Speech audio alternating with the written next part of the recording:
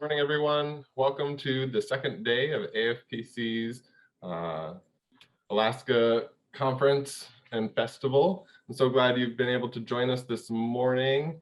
We're excited for another jam-packed day of wonderful breakout sessions and insightful plenary sessions.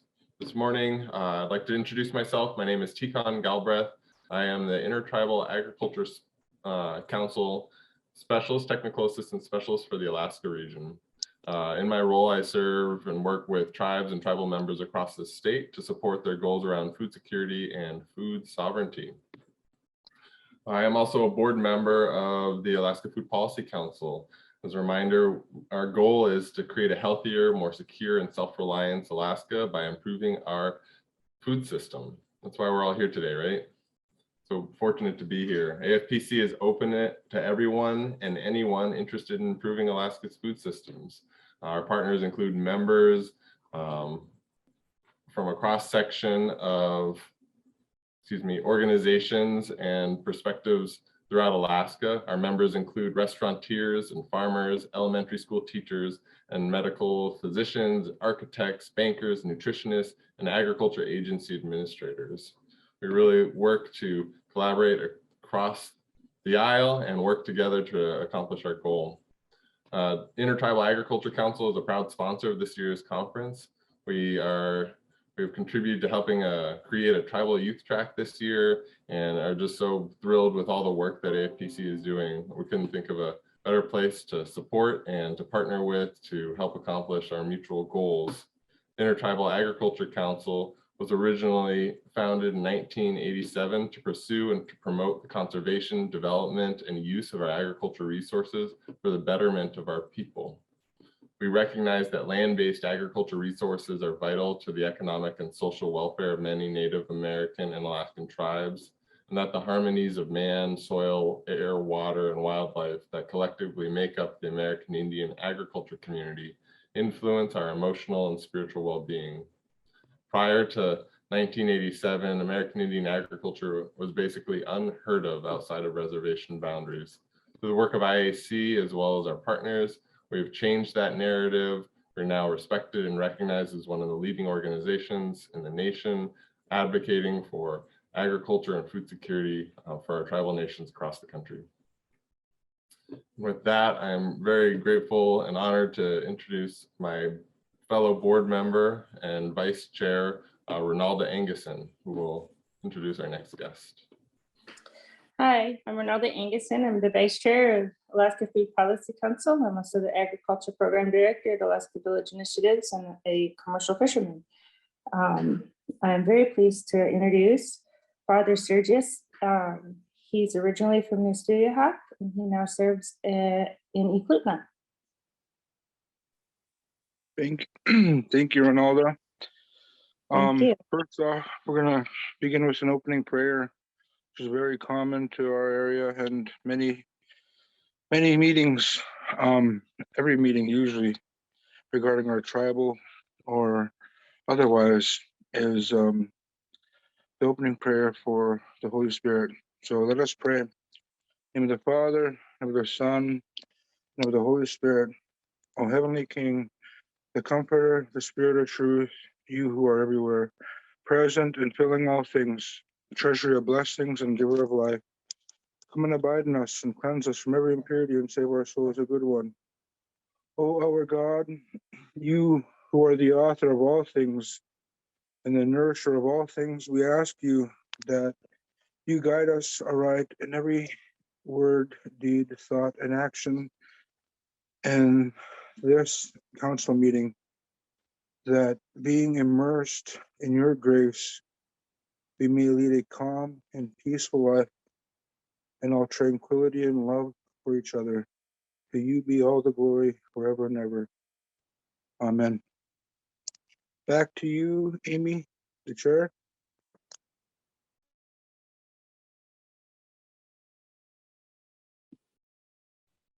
Thank you for that blessing to get us started today. And starting off with a moment to honor Congressman Young. Alaska lost its champion in Congress yesterday with the death of Congressman Don Young. Dedicated to serving Alaska, Congressman Young held office for nearly half a century. In that time, he showed over and over how much he cared for this state and its people. As we heard yesterday during our conference, he had a long history of championing food security issues for Alaska and was a strong supporter of building agriculture. From school breakfast programs to allowing culturally relevant foods in WIC packages to pushing local food purchasing programs. He has fought to keep Alaska strong and will truly be missed by many. Please keep his family in your thoughts as they navigate this difficult time. And if you would join me in a moment of silence to honor Congressman Don Young.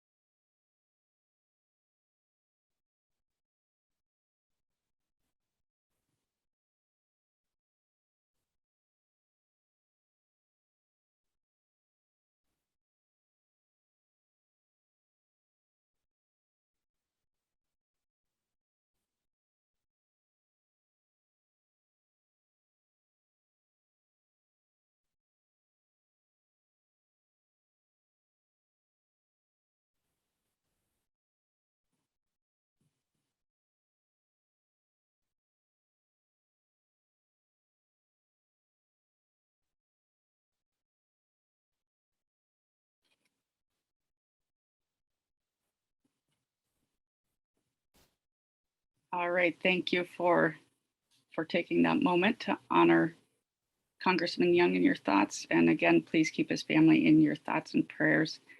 At this time, I will turn it over to Mel Sykes, Governing Board Member of Alaska Food Policy Council and our Treasurer.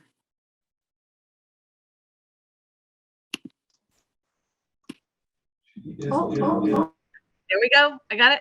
Good morning, everybody. My name is Mel Sykes, and it is my honor as a board member and also a member of the team who was part of the Alaska Food Hero Awards to introduce our Food Hero Awards. This is the 5th year for the Alaska Food Hero Awards.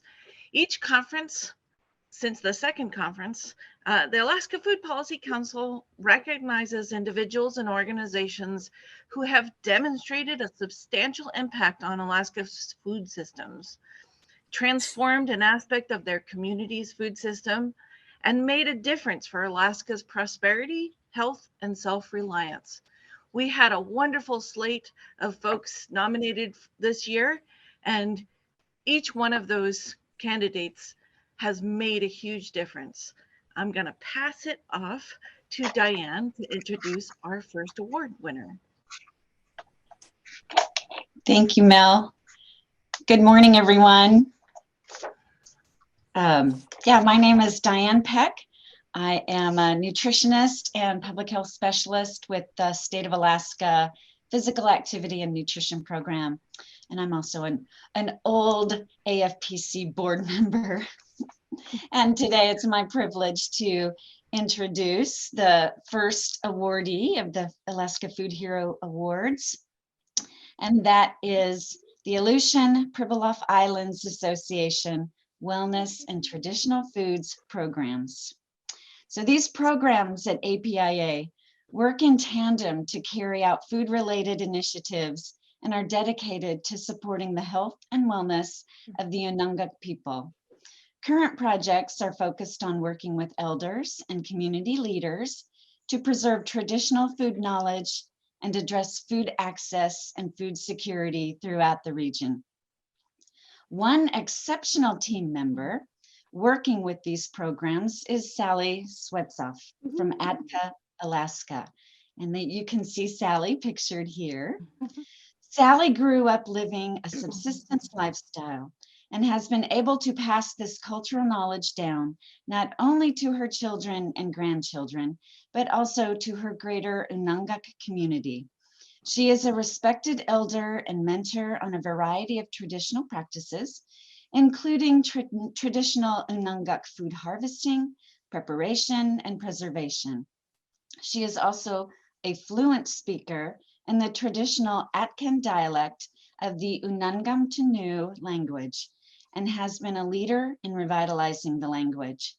Sally has been a tremendous resource and is an essential team member in many projects at APIA, including most recently being involved in the Kakamegak Traditional Foods film series. Sally is a central figure in many of the films, including topics of chocolate lily, reindeer, eider duck, and bidarki. Her involvement in the project has been key to the success of the films in light of her skills as an educator, traditional knowledge bearer, and fluent Unangam Tanu speaker. Congratulations to the APIA Wellness and Traditional Foods programs. Is there anyone from APIA who'd like to say a few things? Kayla, this is Tracy. Can you all hear me okay? Yes, Tracy. Good morning. I am the Traditional Foods Program Coordinator at APIA. We just want to say thank you so much for this award and for acknowledging all of the work that we're doing at APIA. I'll give a quick shout out to my other team members that are on the call from the Wellness Department too. We've got Sue Unger, Sally Swetzoff, Chrissy Rose, Sarah Dishkin, Robin Burnside, and Courtney Edwards. And so again, thank you for acknowledging us as a team. I did want to give a quick shout out to Sue Unger. She's been leading a lot of our traditional foods initiatives and been a huge advocate for us and done a lot for our region. And so definitely a big shout out to Sue Unger, our wellness lead. But we really wanted to take this opportunity to acknowledge our teammate, Sally Swetzoff, born and raised in Atka out in the region, and just raised immersed in our Unonga culture. So living and breathing our culture, speaking the language, and growing up living a subsistence lifestyle. And she's really dedicated her life to preserving our cultural knowledge and to passing that on. She has a history as a background as a teacher. She's been a mentor at several of our regional culture camps. She's been instrumental in revitalizing our Unongam Tanu language, working with our Cultural Heritage Department. And most recently, she's been essential in the project we've been working on, developing the Kakamegok traditional food film series. And I think back to when we started this CDC project, specifically the film series, I was talking with Sally. So this was like 4 years ago, pre-COVID. And I was talking to Sally and we were talking about kind of what was our mission and what did we want to accomplish with this film series. And she was speaking about how, you know, there's an interest and there's a pride in passing on our culture and our cultural knowledge. But she also, just growing up in Atka in the remote region of the Aleutian Pribilof Islands, she knew and she spoke to me about how if there's ever a crisis or a natural disaster, that there's a necessity for us to preserve and pass on this knowledge. And I remember thinking back to that conversation with Sally multiple times through COVID and kind of just like chill bump moments when I thought about her, just her intuition and her deep knowing that as the world keeps changing and as the climate keeps changing, there's a necessity for us to preserve our Indigenous knowledge and to pass that on to the next generation. And so we just want to dedicate this award to her because she's been instrumental in passing on that cultural knowledge. And we really couldn't do it without her. So we dedicate this award to Sally Sweatsoff, and we want to thank the Alaska Food Policy Council for acknowledging our work, and thank you for this award.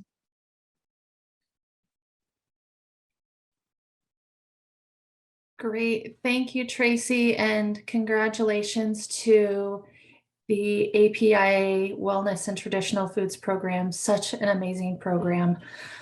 Hello, everyone. My name is Melissa Klupatch, and I am also on the Alaska Food Policy Council Governing Board, and I am an assistant professor at the UAA Dietetics and Nutrition Program.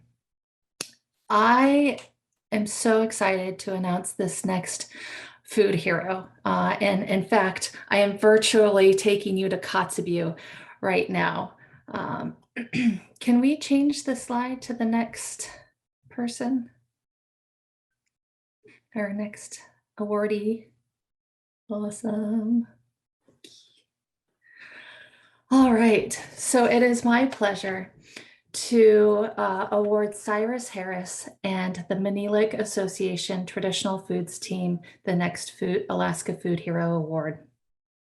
They have worked together to provide Nikipak, which is an Inupiaq word meaning traditional foods, to elders at the Utukanat Long-Term Care Facility in Kotzebue since 2015. And Utukanat Inat is an Inupiaq name or word meaning a place for elders.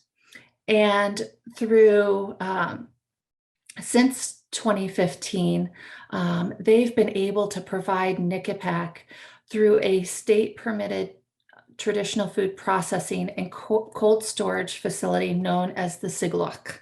And Siglock means cold storage or ice cellar.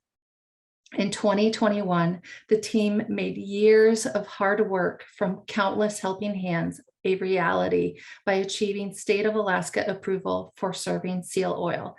Now, this is huge. Seal oil is a prohibited food item on the Alaska Food Code. So to get allowance to serve this to the elders, just, it warms my heart. They used experimentation and a pasteurization process to reduce the risk of botulism, a rare but deadly foodborne illness linked with traditionally made seal oil.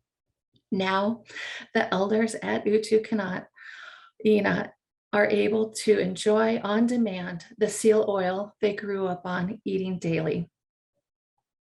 The team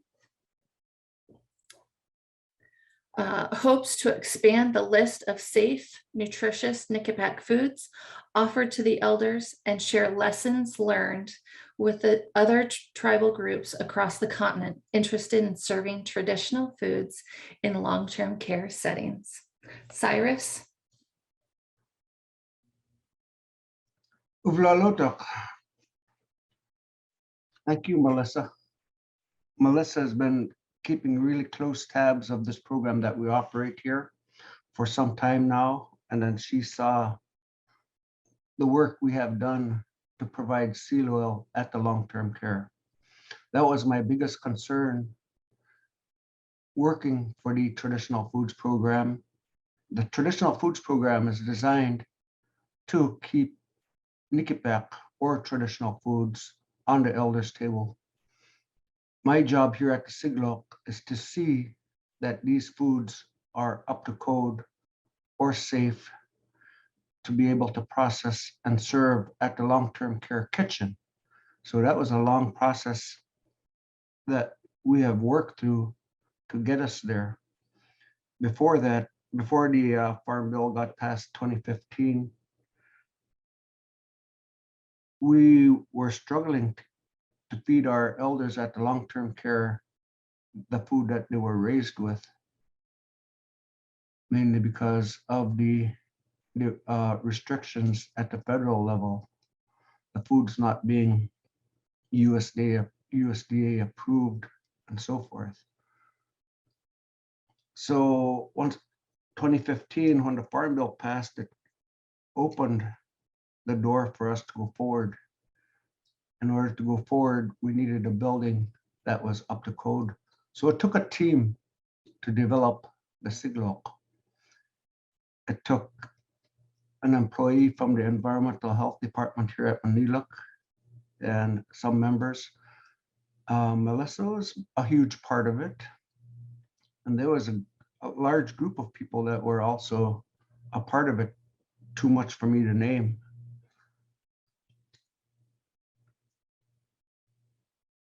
And yeah, serving traditional foods at the long-term care, you cannot, or the AFPC anyway, and for the folks that do eat seal oil, it's the main staple of food that goes well and along with our meats and fish, and also used as an ingredient. And my argument during the time we're trying to develop and make serve seal oil is that I've been eating seal oil my entire life. So we tried different methods. We created the Siglock into a science lab, and then we've made seal oil the same way we would out in our campsite. And we tried different methods to drop the pH level. The pH level is what creates or causes botulism. And so we were able to identify the amount of pH level in the solid blubbers and identify it into the oil. And we had to reduce the pH level to bring it to a safe level. So we worked with some partners, reached out, worked with some partners.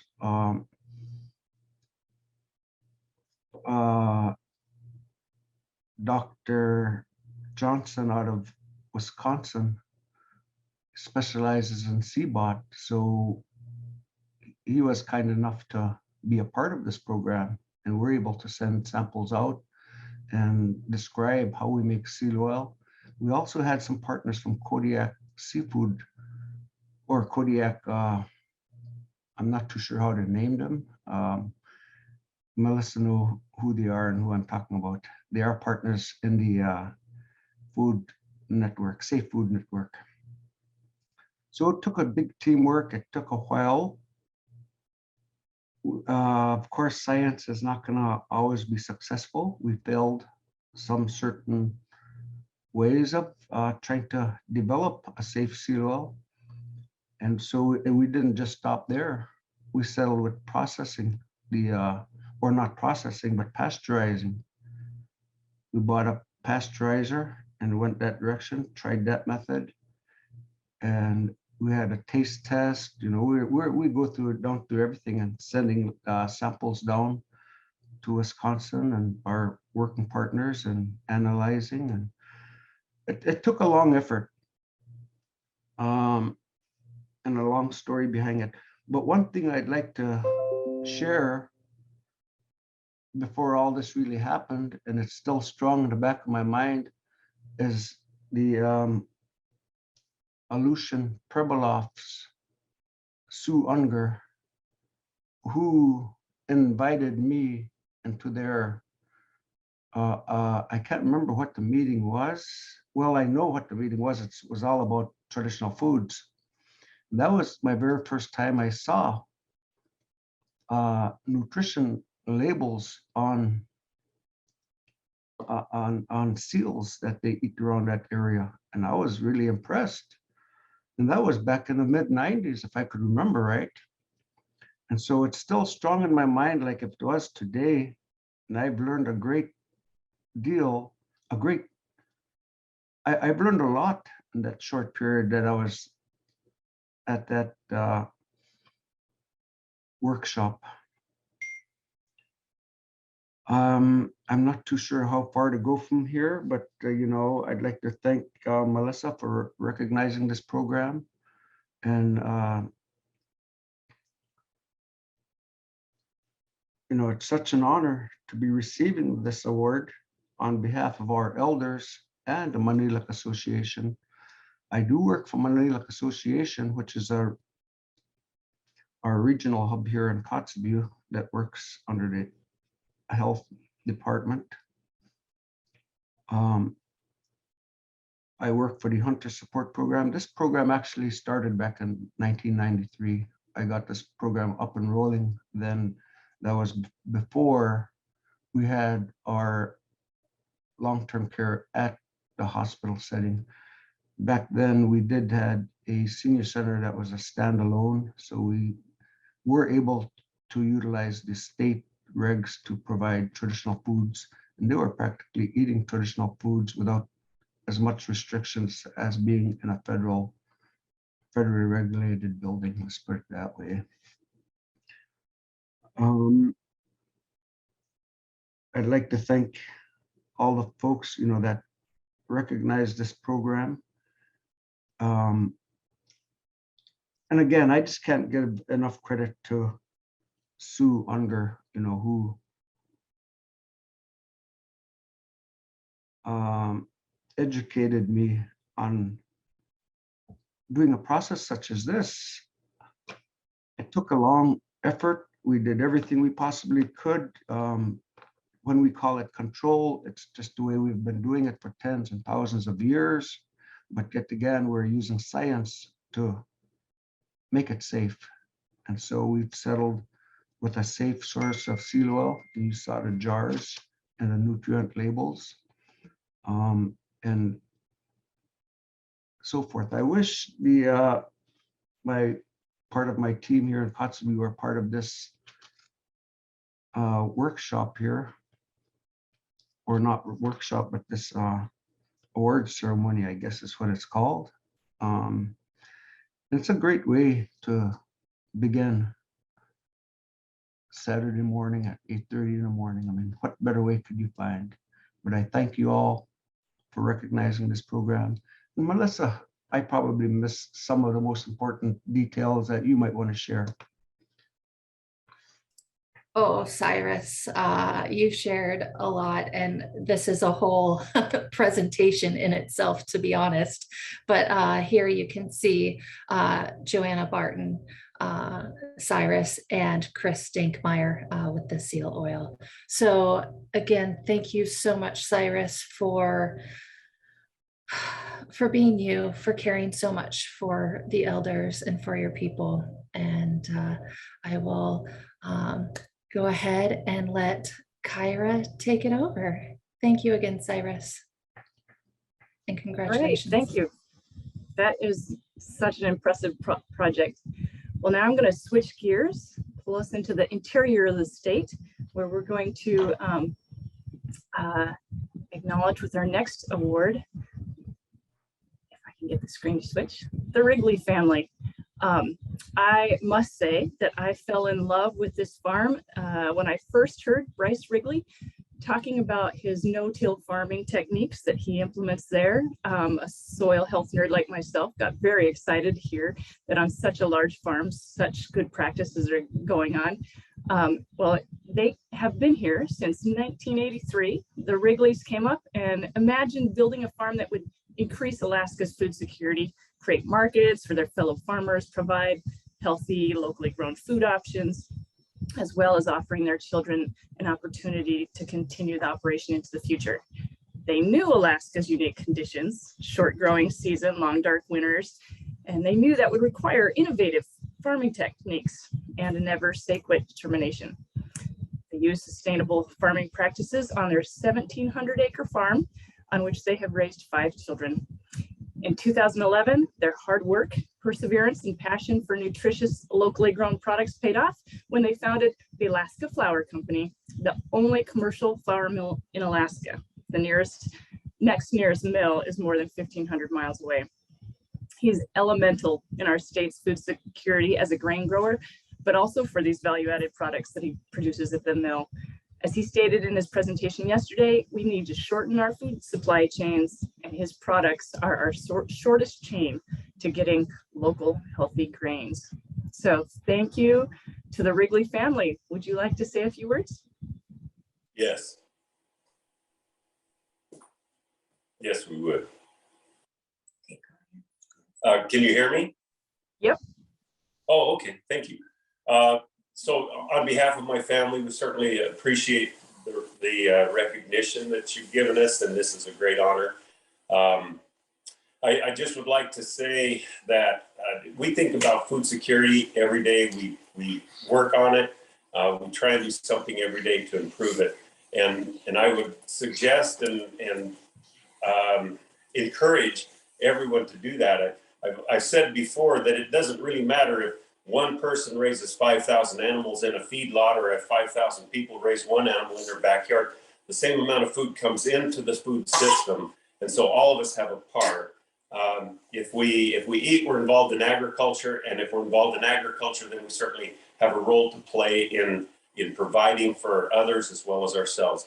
So again, thank you so much for this award. It's a great honor for our family. And as you can see in the little inset, this is my family.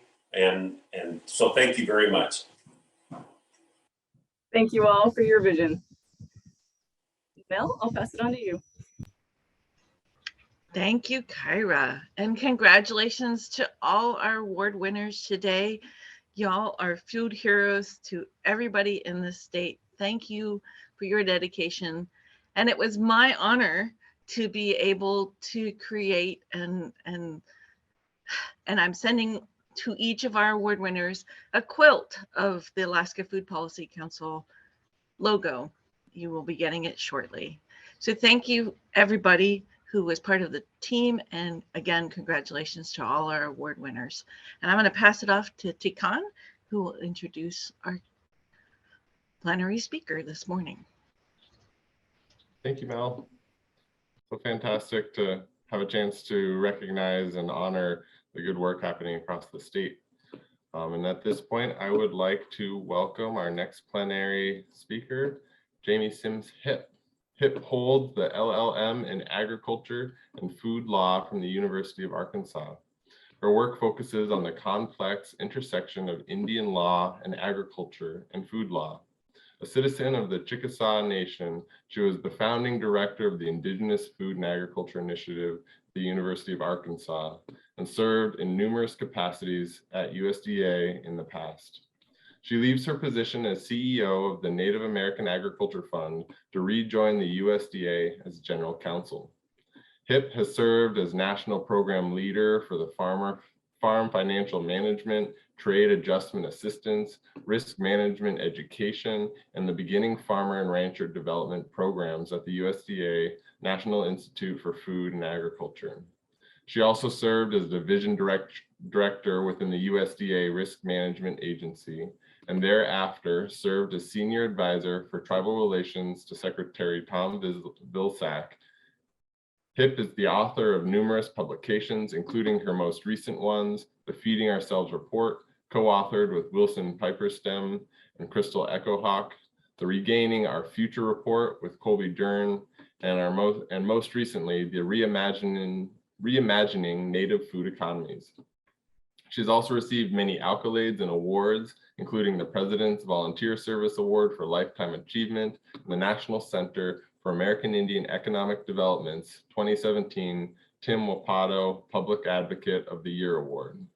She was also recently honored by the Congressional Hunger Center with their 2021 Trailblazer Hunger Leadership Award.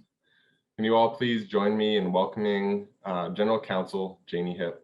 Thank you. Thank you for being here. Thank you for having me. Oh my gosh, I'm so excited to be with you all today. And a few of you, I hope, will stay on the screen because all I seem to do these days is be on Zoom to talk to dots. So I love to actually see people. And so I'm really happy to be with y'all this morning. And I'm just going to walk through some things that I wanted to share with you. And then I would love to open it up and just go back and forth and answer any questions that you all have. I apologize for looking like I just rolled out of bed because I just rolled out of bed. I literally got delayed getting back here to Arkansas where my home is. And because I'm what do I do? I think I couch surf maybe, or hotel room surf or something that allows me to be in DC and take part in my new role at USDA. I did want to give you all greetings from Secretary Vilsack. I can tell you, I am just so delighted to be back at USDA in my role as general counsel. I'm the first Native person to actually ever be in that role, and a woman to boot. And so it pretty much awes me every time I walk into the building and realize the magnitude of that responsibility. But I also realize it is a huge opportunity to bring my voice and my understanding of you all into that space. And I pledge to you that I do that every day, and I'm going to keep doing that. But I just wanted to share with you a few things that USDA has underway right now, and I think it'll plug in with a lot of things that I saw in your program, and a lot of things I've already heard this morning. So I apologize if I bounce around, but I've had about 3 hours of sleep, and I'm not as young as I used to be, so I'm going to keep at it and plow through. First of all, I have to tell you, you all have so many youth on your program, and that just makes me so very happy. You can probably tell if you followed my career at all that I'm very passionate about Native youth, Indigenous youth, and our roles of helping to sit up underneath them as they take on leadership and actually keep us all moving forward. I'm so committed to their health and well-being, but also to their assumption of leadership roles today, because we need them. We need them desperately. We need our elders clearly to pass on their knowledge and their deep understanding. But every time I run across any, groups of Native youth, I'm just so struck by their passion. When I was back at the Indigenous Food and Ag Initiative, one of the early things we did there was to host a Native Youth and Food and Ag Summer Leadership Summit. And it was 10 days in the middle or late part of July. And the very first plane load of young people that we greeted at the airport were from Alaska. And I will never forget them getting off of the plane and going, wow, it is hot here. It's really hot here. And it took them about 24 hours to absorb that they were stuck there for 10 days with us. And I have never seen so many young people who were so dedicated and passionate and compassionate and just dug in and had a wonderful time getting to know other people, but they were on fire for this work. And I think ever since we started that in, I think 2013, it's still going on to this day. I just received an invite to speak with a whole new group of youth later in July. So it's hot again in Arkansas, but they just keep coming. But anyway, I think it was actually harder on the kids from the desert than it was from the kids from Alaska. But anyway, it was just so fun to see them and to be around their energy and their passion. I have to also tell you that this past week, when I was in DC, I was actually attending and a witness in an oversight hearing held by the Senate Committee on Indian Affairs. And as you know, the vice chairwoman of that committee is Senator Murkowski.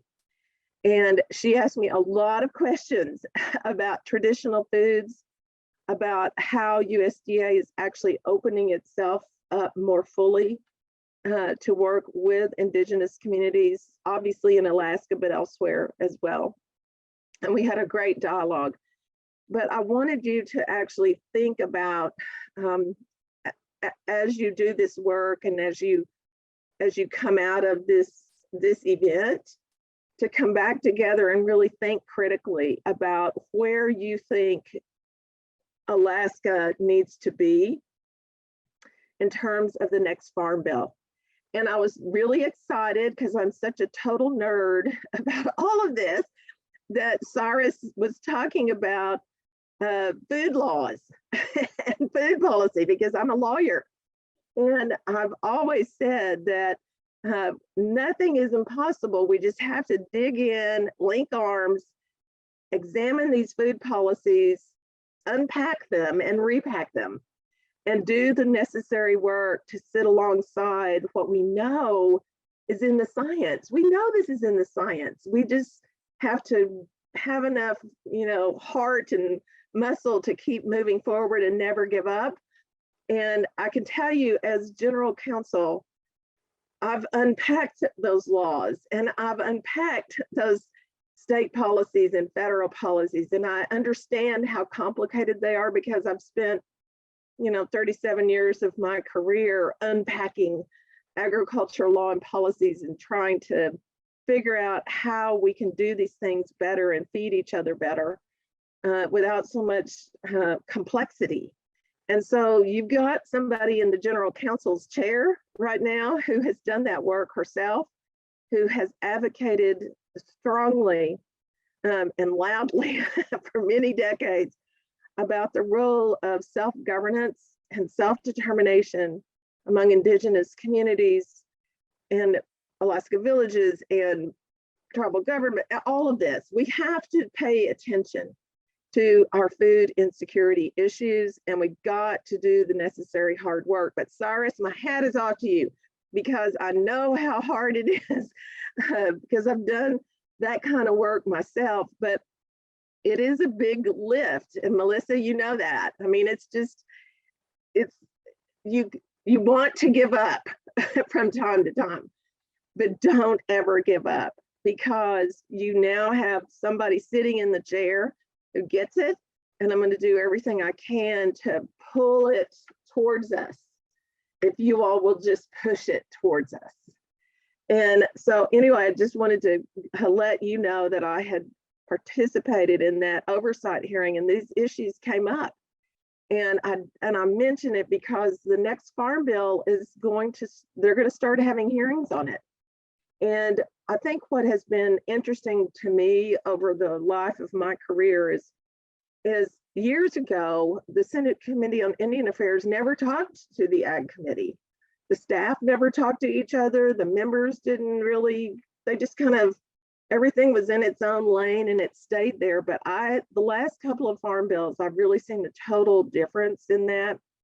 And I think it's really encouraging to me to see that the Senate Committee on Indian Affairs really gets the deep crossover that needs to occur so that in terms of native agriculture, indigenous agriculture, we can get it right because we haven't for so many decades and we have some opportunities before us and we need to take those moments and make it work very hard. And I think, maybe it was Cara or Melissa, I can't remember because I'm going to take a nap right after this, but we need to learn the lessons again of the pandemic. It showed us the importance of food security in bold outlines. And I received those calls just like many of you all did in the early days of the pandemic, and people were scrambling. And I actually also had tribal leaders call me and say, we get it now. We need to be paying attention to this issue and we need to be talking about it front and center. But food policy councils are so important for that. And I also will share with you that Secretary Vilsack, when he was governor of Iowa, was actually one of the first governors in the state, in all the states, that had a statewide food policy council. So he gets it. And he's worked with food policy councils when he was governor of Iowa. I actually helped stand 2 different food policy councils up in 2 different states. So I get it. I get the importance of your work, but I also understand how exciting that work can be because you really do just kind of get on fire for all of it and it just permeates your life. But it also makes you understand that you're doing something extremely important and timely and critical for our future. So here's a few things I wanted to pass on to you. Heather Dawn Thompson is our Office of Tribal Relations Senior Director of that office. I used to be in that office in the Obama-Biden administration, and I'm really happy that Heather is there and she's got a great team. but she describes our efforts now in 3 different buckets, if you will. One is equity barriers. And I'll get back to that in a second. The second is self-determination. And the third is looking through Indigenous eyes at all of USDA. And I can tell you that she got there on day 1. And the person in my office, David Braun, who is the principal deputy of the general counsel's office, I've known him for about 25 years. He's incredible. He got there on day 1 also. I took a little while because they had to make sure I didn't have any weirdness in my background, and they had to put me through Senate confirmation, which just, that's not for everybody. So it was a little daunting. So anyway, I got through it, but they got there about 6 or 7 months before I did. But David went into the Office of General Counsel, and we have lawyers all over the US. We actually have a Juneau office. So I will pass along the names of our lawyers in the Juneau office to Melissa or somebody on the screen, and so that you all can kind of have them in your back pocket and know how to reach them. But David took the whole of us in the Office of General Counsel, and he pulled lawyers from each one of our regions and offices and has created an Indian law working group. We have never had that in the Office of General Counsel, and he charged them, and then I followed it up when I got there. They are charged with actually looking at every single law that pertains to USDA and its interface with Indigenous peoples. And we are literally systematically, and I told the Senate earlier this week, we're looking in every nook and cranny. We're looking in every single, and Cyrus probably knows, wow, that's a lot if you think about USDA in comparison to one state. But we're looking everywhere, and we are going to, and it can't be done overnight. I'll just be honest with you. We have a large department. We're in every single county in the whole United States. We're in 70 countries. We deal with trade, we deal with conservation, we deal with forestry, we deal with feeding people, we deal with farms. I mean, it's just, we're all over the map. And but we are systematically going through as a legal team and unpacking all of our laws. We've already started meeting internally to really put a set of glasses on and see what the barriers are and see whether, you know, 5 words in that particular law could change the way everything happens. And I think that's the way you have to do it.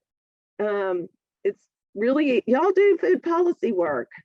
It's really easy to actually get in a room and get all excited, but the hard work comes when you actually do what Cyrus did, which is unpack all those laws and set them aside and look over there and how does it match up with the science? That is rough and it takes a while, but it is underway. And Heather in her work with OTR is also looking across the landscape and doing the same thing.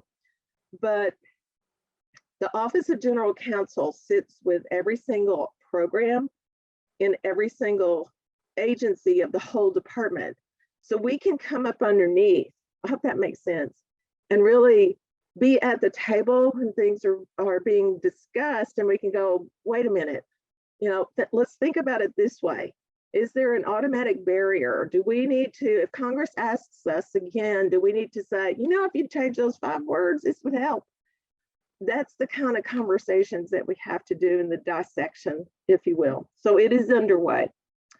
We're looking at everything through self-determination. I wanted to share with you all that prior to the 2018 Farm Bill, USDA had 0 638 authority in the whole department. Whoever had talked about 638 self-determination literally had just looked right over USDA and talked about it anywhere else but us. So Congress actually put 2 components in the in the 2018 Farm Bill. One of them was in the food distribution program, and one of them was in the tribal forest management program. So we have co-management authorities, we have co-stewardship authorities, but we now have 638 authorities, and we've got to figure out with you all exactly how to unpack that and make it work on the Forest Service side. So that's that. But we've already on the dipper, on the food distribution side, we've already, Congress gave us about 5 million or 4 or 5 million to actually put up underneath making it happen, right? And for making it happen in the food distribution context, they gave us the authority and the appropriated dollars to actually transmit funds to tribal governments or Alaska Native Health Consortiums, oh, by the way, to actually do the purchasing yourself. And it was very interesting because Senator Murkowski brought up in the hearing just this week that until that authority came down from Congress, the food distribution program was actually buying catfish from the Gulf of Mexico and shipping it up to food distribution sites where you are. And she was just dumbfounded by that. And she said, we have the best halibut anywhere. And I looked at her and I said, yes, I know, because I have been there and I've had it. And so that program, that change in the law has allowed that door to be kicked open, if you will. And one of the questions that was asked of me at that hearing was, can this be scaled up? And I said, if we have funding, it can. And so I'm excited about that because I think these first 8 tribes and tribal organizations that actually applied for the money, there were only 8 that applied and we funded all 8, okay, are testing it for everybody else. Let's work out any, wrinkles in what this could look like and let's make it happen. But the tribes that are actually implementing that self-determined food purchasing aspect of that program, it works. And they're purchasing from native harvesters and native producers, which for me has always been the circle. How do we actually make sure that we can unpack the food procurement opportunities that exist across USDA, but not just USDA? I mean, other federal departments purchase food.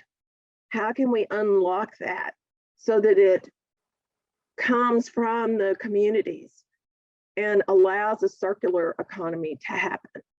I think that's terribly important. And I think we're making some initial strides. I hope we never slow down about this. And if you all see any kind of weirdness in it at your end, pick up the phone and call me. Do not wait to send a letter to 5 different people. Just call me and say, Janie, this is messed up, do something. and I'll jump right in there because the people I work with know that that's what I do. So before I get off of this line today, I'm going to give y'all all my telephone number. So, okay, and that'll show you I'm serious about it. So the other thing around the buckets that Heather and I talk about all the time is through Indigenous eyes. And we already have the capacity and authority to actually implement conservation programs through utilization of Indigenous traditional ecological knowledge. That authority exists, but we are redoubling that effort. That has always been primarily with NRCS, but Forest Service actually has a piece of their puzzle that they really embed traditional ecological knowledge in. And for those of you who work at universities or in organizations that actually seek funding through the National Institute of Food and Agriculture, which is an extramural research agency of USDA, we've worked with their director, and in their most recent grant application formats, they have included language that asks for research projects that are TEK based. So it's there. And if you want me to, I can get back with you and let you know exactly which grant making programs it's in. But we have crossed that threshold with them. And they are now embedding those kinds of the language that would trigger the researchers at your end to actually incorporate with the community's acceptance and permission. Doing what Cyrus did, for goodness sake. A portion of what Cyrus did when you all unpacked the complexities of seal oil was research-based, clearly, and based fundamentally on indigenous knowledge. So let's do some more of that because the National Institute of Food and Agriculture is on it now, and I think it really bodes well for where we think we can go with all of this.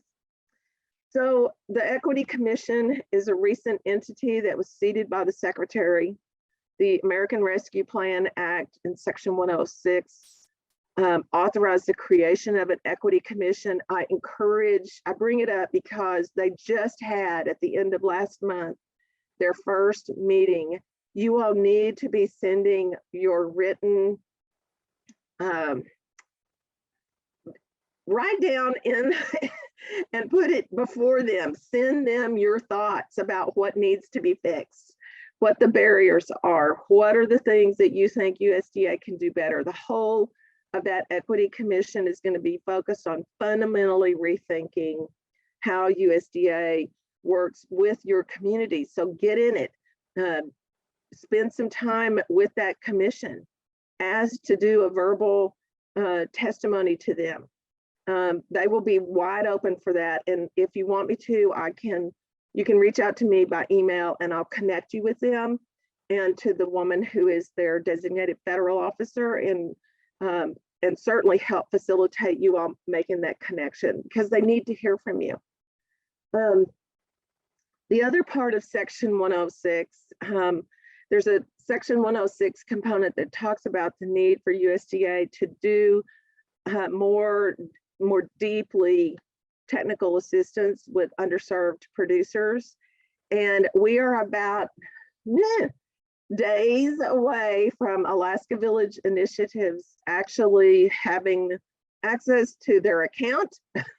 And they were one of the first organizations chosen in the first cohort to partner with USDA on advancements in technical assistance that we desperately need to put in place. There is a second tranche of funding for that is embedded in a request for applications that is open right now. It doesn't close for several more weeks. So the National Institute of Food and Agriculture are the ones that announced that. So if you're interested in it, you all's organizations can certainly apply. It's open to institutions of higher education, but also nonprofit organizations. So there's probably 10 organizations or 20 on this call this morning that could apply, but please take a look at it and consider it. What we're trying to build with that funding, which is historic, is a whole new way of being in partnership with you all. And we're trying to not just put money on the ground and run off and you go do what you want to do. We're trying to create relationships that are embedded in communities so that USDA can fix itself internally so that we can be more relevant to everything you're doing. And I just encourage all of you all to take advantage of that. There's another part of the Section 106 that talks about and provides funding for minority serving institutions. And Alaska Native Serving Institutions is mentioned in that law. So just be on the lookout because that part of Section 106 is coming. And so just be thinking about where you want to go with that. That one actually goes out through higher education institutions. That's how the law is written. So just be aware of that, and community partners and Food Policy Council partners, you know, get after it. I've always been of the opinion that we're stronger together, working on problems together than we are ever apart. And I hope that you all share that idea. The other piece of that 1006 puzzle focuses on the next generation. And I'm excited about that. I've spent, as I said, the better part of my career focusing on young people. I don't have any grandkids myself, so maybe that's part of what is fueling me. I just have grandkids all over the place. But we have all got to do better in sitting up underneath our next generation. And we're committed to doing that. And Congress actually just jumped right in and said, yes, we need to dedicate some resources to the next generation of people who are going to all be coming up behind us. Y'all are already doing that. You can see it in your program. You can see it in your work. It's inspiring, and I'm excited about what's going to be coming next when we can partner with each other about it. You know, there's so much to talk about.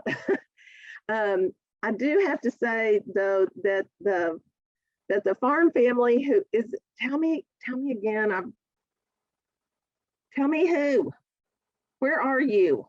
The Wrigleys. The Wrigleys, oh my God. You know, I just saw the Wrigleys, I saw what they were doing. I got so pumped, I almost lost it. And I got reminded all over again why I do this work.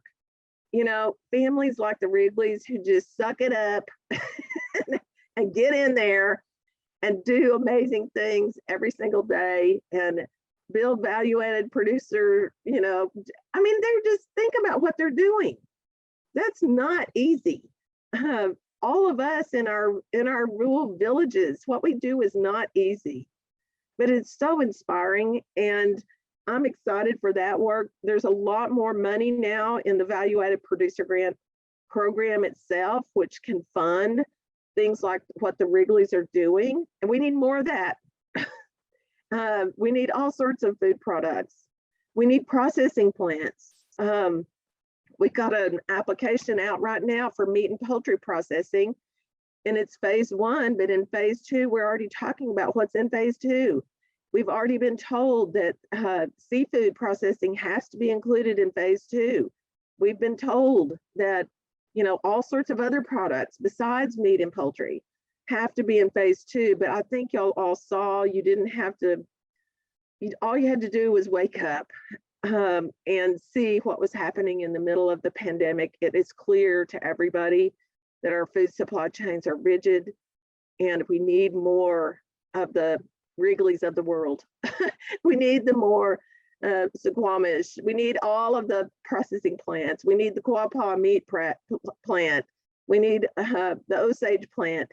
I mean, the Osage plant is a 4-legged species plant. It was built in 9 months in the middle of north central Oklahoma. That is unheard of. Nobody builds a plant in 9 months, and a tribal government built a plant in 9 months, fully federally inspected. Hello, it's almost unheard of. I was there not too long ago, and I walked past one of their freezers, and the chairman of the tribe said, we've got 25,000 pounds of meat that's stored in there, and we're delivering it to our community today. That's food sovereignty. That is tribal sovereignty. That is food security in action. And I think we all know that we've got to do a better job of supporting our producers, our farmers, our ranchers, our herders, our communities, everybody who knows how to make food last, how not to waste food. I mean, we have so much to do in these spaces, and it's people like you who inspire me. You inspire me to get on that next plane and take that next trip and sit in the airport for 4 hours. Because I did. I was sitting there last night, my plane was delayed, and I was thinking, I cannot wait to be on Zoom with you all. And it's worth every second, because what you all are doing matters. It matters to the country, it matters to your communities, And I just have to tell you, we've got to stay with this. We cannot let up. Food security, food insecurity is going to continue to be a huge issue. It's going to get more and more profoundly important. And so I just want you all to know that you got somebody in the general counsel's chair who gets what you're doing. You've got a secretary who gets it. We've got a lot of people on our team who get it. And we're working our fingers to the bone. We are trying to get stuff out the door as quickly as possible because we don't believe we have any time to waste. And we believe that this work is important. So as you can tell, our blessed little agency department is just chock full of stuff. I mean, the NIFA program alone, the extramural research, has 150 funding authorities. Rural development has like 50 different programs. I mean, just on and on and on and on. You've got to please come through our door. Please reconnect with USDA. I have never been more excited about the path we're on. And I pledge to you that I'm going to do my best the whole time I'm there. But I now want to open it up and respond to any questions that you got. But here's my telephone number. First of all, my email is janie.hipp@usda.gov. Pretty easy. Even I can remember that. And my telephone number is 202-924-3505. And that's my cell phone. 924. Robbie. So it's 202-924-3505. If I said 324, it's because I need sleep. So anyway, I'm going to be quiet now. So you all just holler at me. Melissa, somebody, Robbie, how do we want to do questions? I'm open. I'll do what I can. There's way too much for us to talk about. And we could go down any rabbit hole you want to. But I love being back at USDA. I love our mission. Our mission is more important than ever. And I hope everybody out there will give us another shot because we've screwed it up in the past. And we're, by golly, not going to do that anymore. We're going to do our best to be the partner that communities need. And I'm so excited for the work. I can't stand it. So anyway, enough about that. Let's have a question or two or three, or however, or y'all can kick me off. I don't care. It's up to you. Thank you so much, Janie. That was very informative and inspiring just to hear all of the initiatives that the USDA is putting out and the ways in which it's addressing inequality. As a technical assistant specialist for Intertribal Agriculture Council in Alaska, it's just like warms my heart and makes me so happy to know that that's all available to the tribes. You know, and collectively, tribes are the single largest private landholder in the state. I think it's something around 20% of the land or something. So finding those ways for partnership between tribal governments and the state and local producers, I think, is vitally important to accomplishing this goal of food security in Alaska.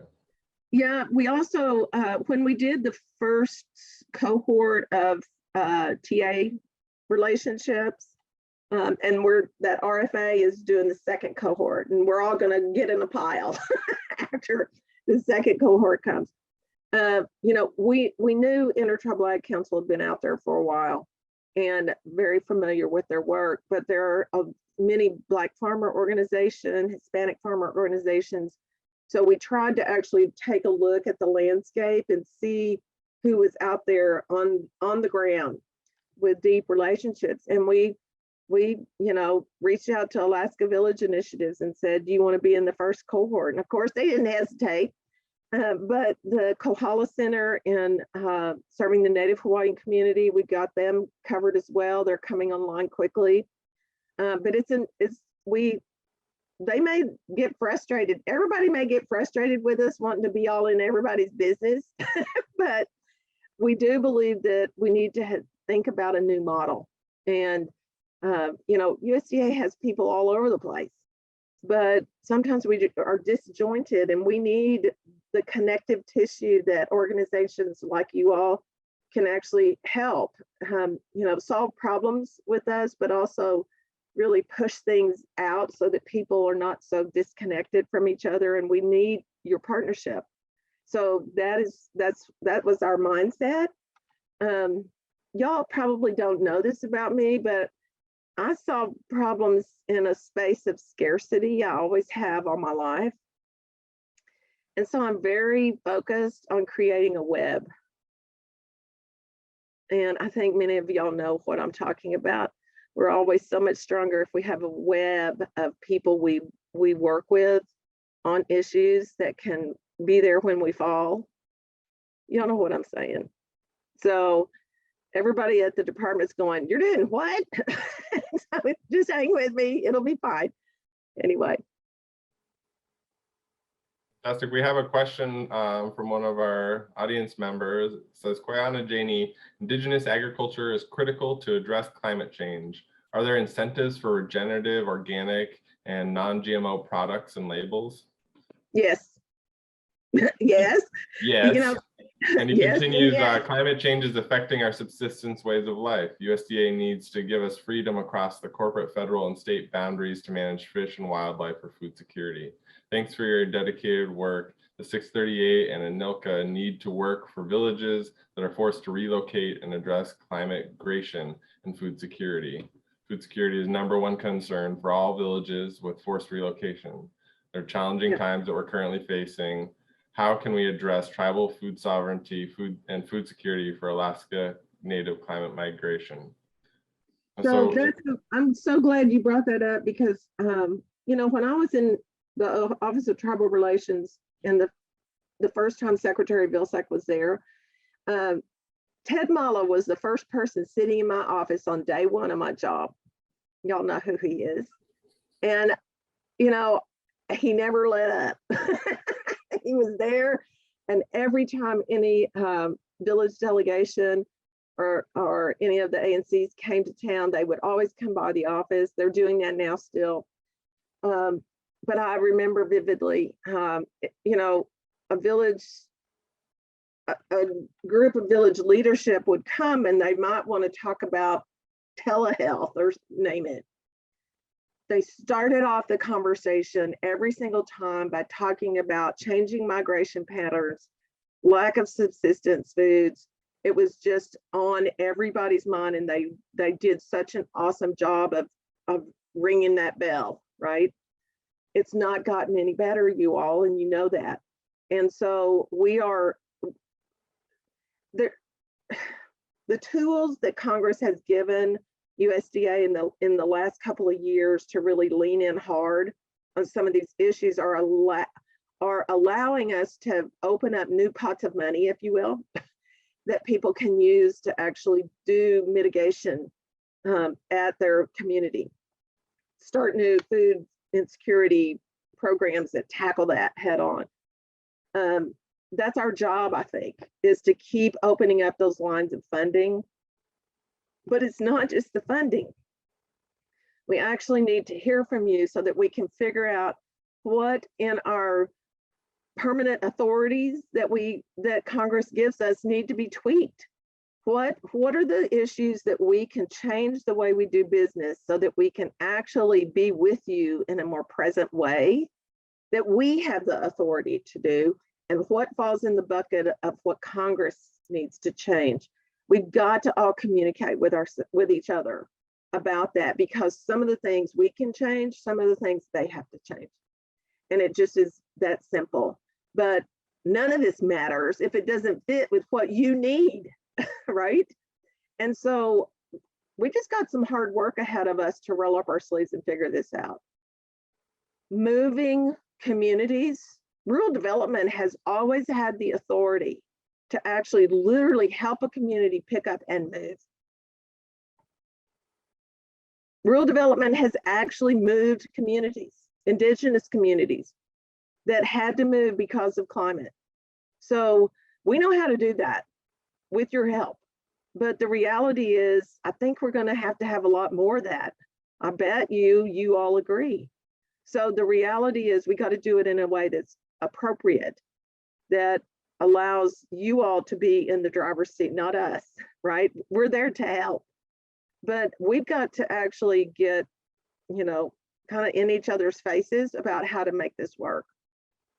Because it's just critical, y'all.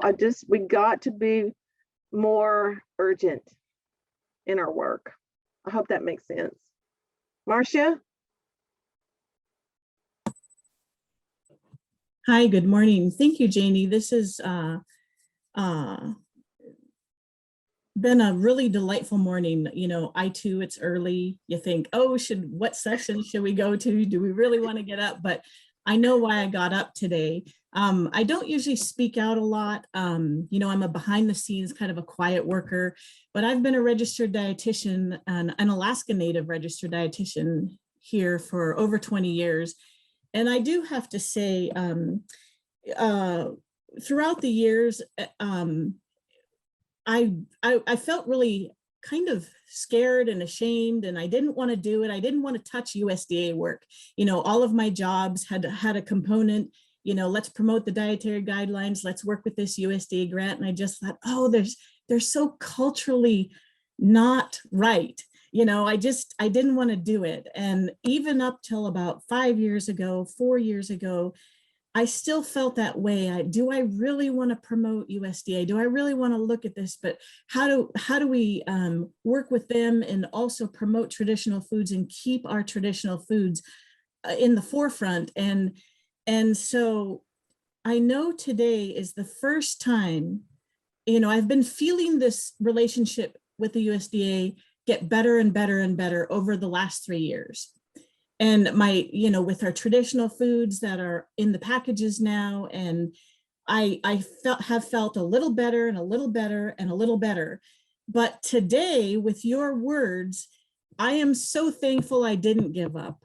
I stuck with it. We work with 3 USDA grants, and I'm always going, oh no, yeah, we work with the USDA, you know, but we serve tribal communities, you know, but now I don't have to do that. I could say, the work we're doing is important, and it's been so slow and so steadfast and little by little by little. And you have inspired me, and I'm so glad that the Food Policy Conference, this food conference, is allowing this conversation to take place, because it is what has been at my heart for 20 some odd years, you know, wanting to give a voice to this, wanting to open this up. And even the side of, do I feel right as a registered dietitian and as an Alaska Native registered dietitian working with USDA programs, food programs? I haven't always felt that great. But today I feel like we've got some support, we've got our voices heard, we're able to talk about this, and it's been worth it the last 20 some years. So thank you, everyone. Kudos to all of us. Hang in there, Marcia. Look, I hope you get from me, I'm never going to stop doing this work, even when I leave the building. I told the Office of General Counsel, you know, I'm only approved for a period of time, and then they want to boot me out. But I've been in and around USDA probably since the 80s. I would not go back there and do this work if I did not believe in my heart of hearts that we're at a moment that we can punch through and actually, you know, do some really important work together that we've not done before. And, you know, I also know you all's work with Indigenous communities is so important.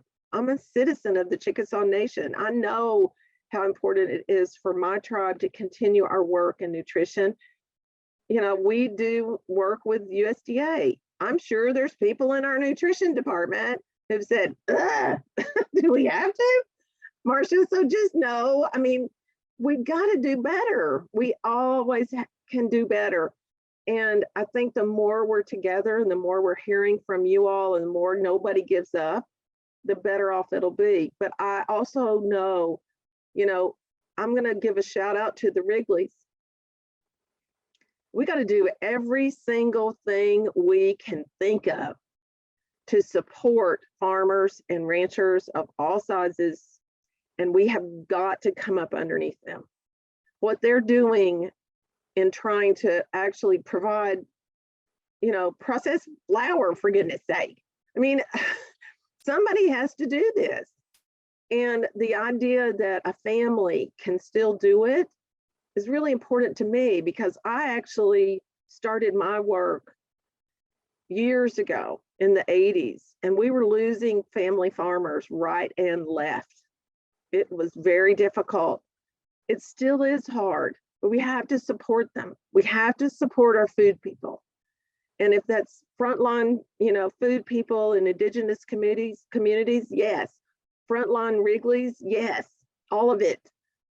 We have to support the people who feed us, period, full stop. And they've got to have processing plant capabilities. They've got to be able to get their products to market.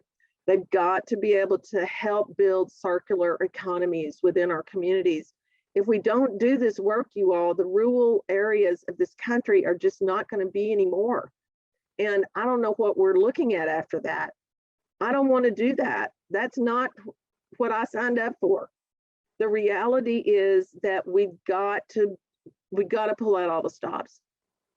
And I know the secretary, I would not be back working for him in this administration if I did not feel in my heart of hearts and hear it from him every day how passionate he is about feeding people better, accessing people with food, supporting farmers. Y'all, we've got a moment here that we need to push really, really hard. And I'm happy to join y'all every month if you want me to. I don't care, because being with you all gives me power and gives me energy to keep moving forward too. But we've got important work, Cara. You got your hand up, but this is critical. And we got to get about the business, and we got to bring our young people along. We got to have their help. Look, here's my funny story. At one of our summits, we had a whole lot of youth in the room, and I thought, I'm going to put them through, Cyrus is going to love this.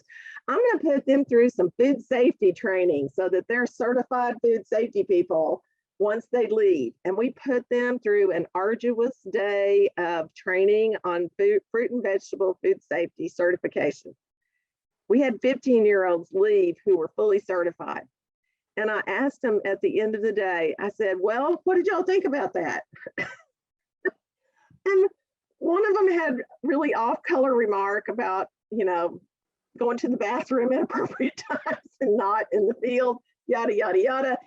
But then she said, so why don't we use our phones and help our producers keep records on their phones? Why is it so hard? And I just thought, bingo.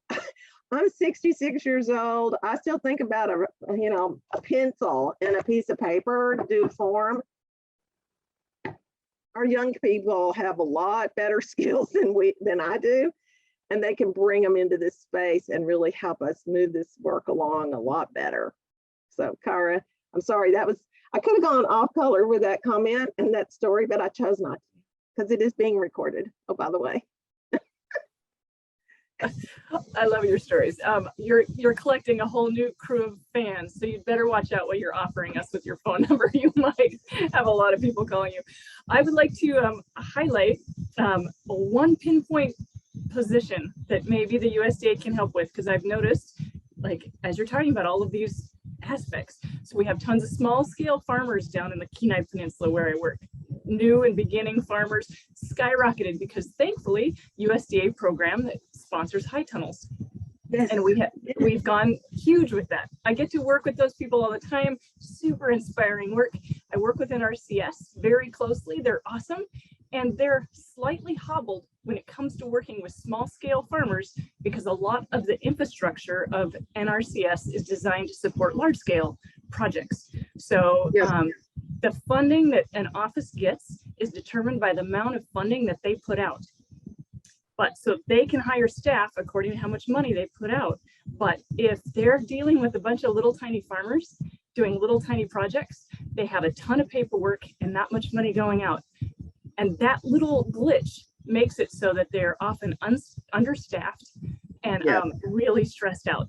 So I just would like to put a plug in for NRCS staff and that one pinpoint aspect of structure that, who knows, maybe you can see a way to work around that. Well, I would be remiss if I did not give Alan and a shout out today. It's from who's your NRCS lead, and also Julia, who's your RD director.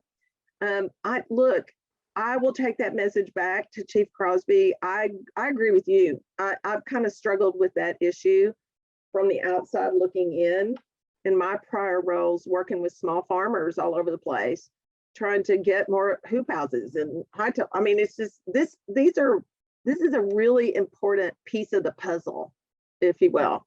But sometimes you're right. Sometimes our ways that we've done business are kind of mired in the past, and we've got to figure that piece out. That's a great example of being scale appropriate.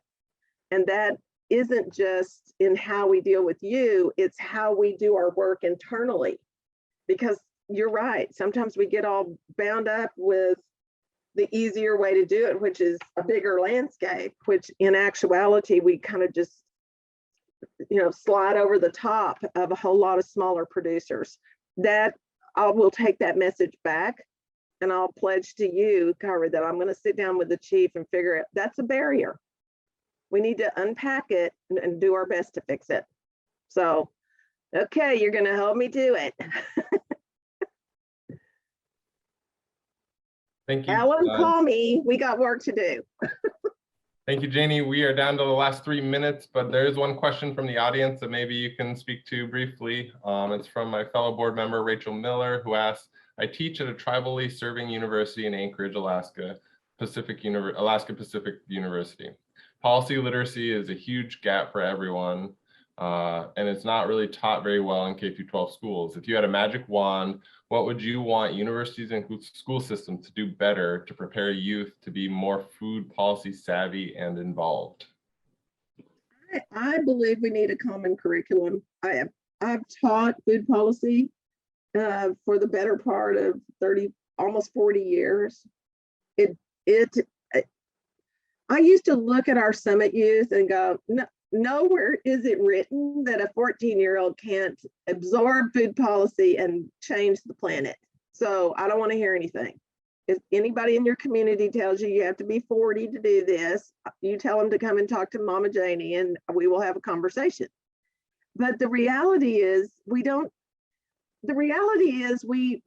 put it off on the teachers to try to figure out what this food policy curriculum is going to be, when in actuality it's so big and it's so awesome, right, that it's overwhelming. Where do you actually start?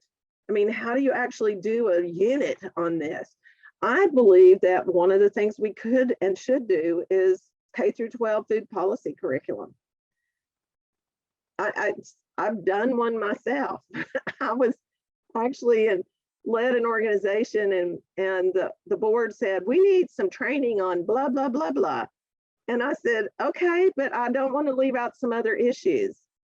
And so I gave them a long list. And they said, where did you come up with this list? And I said, that's the syllabus for my class on campus, because I teach food policy, at the university level, but none of that is only at the university. We should be doing this all the way down K through 6. I mean, there are ways to dissect this curriculum and make it more real to people. I think that's one of the primary things food policy councils should do, is to really figure out how to get this all the way into the school systems, but not burden the teachers to do it. I mean, the teachers need to be supported, right, in actually doing this work. And I think USDA could actually fund a lot of it. But here's my thing. I did see a comment about match. In a lot of our programs that we're rolling out right now, there is no match required. That's not always going to be the case. I mean, some of these new authorities we have and new appropriated dollars don't require match. But we're pushing through with that without a match. But, one of the projects that we have inside the Office of General Counsel is to pull together a comprehensive list of all of our matches, across all of our programs, but all of our waiver authorities for matches, because those sometimes are embedded in the laws. We got to get a handle on that, because match is a problem. I'll just be honest with you. For most people, it's a problem. So my pledge, whoever did that question, is we're working on it. And but don't assume that match exists right now in programs you're familiar with, because these Infrastructure Act and the ARP and there's a lot of programs that are new kind of coming through the system, or adding new dollars to existing programs from Congress. And sometimes they're taking away the match. So just don't think that it's still the way it always was. And understand that my office is looking at what exactly is the scope of match and how can we address it better, because if it's an area that requires statutory change, the Farm Bill is coming up. Thank you for that plug in the end. Getting involved in the Farm Bill is so important, right? And I think there are many avenues to do that advocacy. We have reached the top of the hour. Native Farm Bill Coalition, get involved in that. Yeah, I posted the link to the Native Farm Bill earlier in the chat, I think, so people can follow the link there. Can I ask you all, can I ask the organizers, throw me the questions that are here that I didn't get to, and I'm happy to respond back. Thank you for that offer, and your transparency of just giving your number and your email. I think that really is a flag of demonstrating the new chapter for the USDA, that transparency and availability. It's so important and appreciated. So thank you for your words. Saw throughout the chat, tons of people leaving inspired and grateful for what you've shared today. This is the conversation we need. Just so many positive comments coming in throughout the conversation and presentation. I need you. We need you. Don't give up. Don't stop doing your work. It's so important. And thank you all so much for inviting me to take part today. Thank you again, General Counsel Janie Hipp. I really appreciate it. We have a short break, about 10 minutes until 10:15. And at 10:15, we'll kick off with our next outbreak sessions. So we have some Alutiiq grown, a regional community Alaska Native Farming Collective, vegetable and flower varieties, climate change farming, gardening in Alaska, and biochar sessions, and a traditional skills demonstration for the youth track. So just exciting, a whole bunch of great breakout sessions, and hope you all are able to stick around and join us for the next block of conference. Thank you. Thank you again, Janie.